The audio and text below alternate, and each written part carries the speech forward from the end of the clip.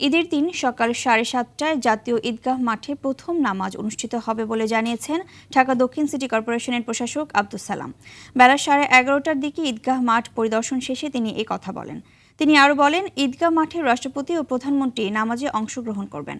এরপর বাইতুল মোকাররম মসজিদে সকাল 8টায় নামাজ আদায় হবে। এছাড়া ঈদের দিন কোরবানির বর্জ্য 8 ঘণ্টার মধ্যে পরিষ্কার করার উদ্যোগ নিয়েছে বলে জানান প্রশাসক।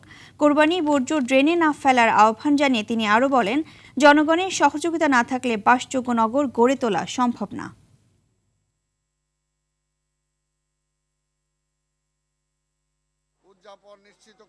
আবহাওয়া প্রতিকূল থাকলে জাতীয় মসজিদ বাইতুল মোকাররমে ঈদের প্রধান জামাত সকাল 8টায় অনুষ্ঠিত হবে। নিশ্চিত নিরাপত্তা নিশ্চিত করার জন্য আইন শৃঙ্খলা বাহিনী পর্যাপ্ত প্রস্তুতি গ্রহণ ও প্রয়োজনীয় সমন্বয় করছে।